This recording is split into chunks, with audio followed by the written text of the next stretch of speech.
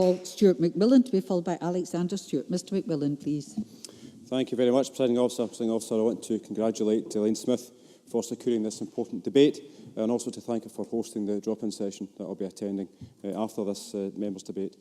Elaine Smith and myself will disagree on many things, but also know we are very much in agreement on a range of things as well, including the scourge of poverty. As we know, poverty affects too many households and people across the country and also globally. It blights lives, it diminishes hope, and it can also lead to a feeling of helplessness and can be a contributing factor in addiction. And Presiding Officer, if dealing with poverty was easy, it would have been done by now. However, exacerbating the issue is something that is totally unforgivable, and I'm going to come on to that point in a moment. Ultimately, poverty is one of society's challenges that we, irrespective of party affiliation, need to take seriously. Now, the motion highlights the event taking place tomorrow in the Conforti Institute, or the renamed institute in Coatbridge that Elaine Smith spoke about. And I want to highlight the event both that Ronnie Cowan MP and myself are hosting tomorrow in the Greenock and Inverclyde constituency. We're hosting a Challenge Poverty event at the A's Business Centre in Greenock. We've promoted it as a money and heating advice surgery. We'll be joined by representatives from iHeat, Ideas, Financial Fitness, and also Christians Against Poverty. The first three are local organisations who have helped and continue to help many people locally. And the event runs between 11 a.m. and 1 p.m. If anyone watching this or reading the official report knows of someone locally who could be helped, please let them know. Presiding Officer, I want to thank the organisations who have provided briefings for today's debate. And to some people, the figures might be just numbers on a sheet of paper, but in reality, these are people's lives that are being challenged every single day. Now, according to the Poverty Alliance briefing, and I quote, 1 million people living in the grip of poverty, including 230,000 children.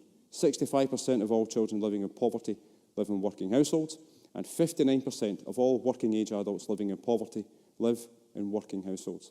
And according to Oxfam, and I quote, some 8% of adults experienced food insecurity in 2017, defined as being worried they would run out of food due to a lack of money or resources. In our most deprived areas, this figure is 18%, and 1 in 10 people are reported running out of food over a 12-month period. Presiding Officer, what kind of society thinks it's fine for people to worry about eating? And what kind of society thinks it's fine for parents to worry about how they're going to feed their kids? And I've spoken before about food banks in this chamber. In fact, I led the first members' debate on the issue. But the situation has got worse. Now, my office is a food bank collection point. I help the food bank and I'm in regular communication with representatives from it. And during the summer, I spent a few hours at the Inverclyde Food Bank, and I put out an appeal because they were running out of food. And last night on Twitter, we were informed once again that they were running out of food. The Inverclyde Food Bank needs pasta sauce, cereal, tinned fish, tinned fruit, rice pudding or custard, UHT milk, diluting juice, and also coffee. Now, President Officer, this is disgusting. What makes it worse is that the policies that have came from Westminster, including the rape clause and welfare reform, including the rollout of universal credit, has made this worse.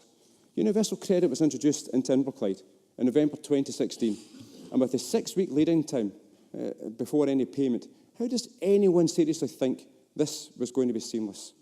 Then there has been the poverty wages some businesses have paid, and the continual short-term contracts, including zero-hour contracts, to name just further examples. Presiding Officer, when the UK government create a new Minister for Food Supplies to deal with the post-Brexit situation, then what comfort does this provide to those already living in poverty and also in food poverty? Absolutely none.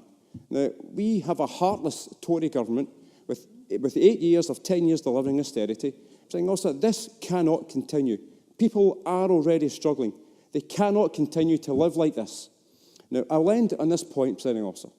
When a primary school child tells the staff in a food bank that in the past they fed that child and their family, what kind of impression will that leave on the staff, but also about the bravery of that child?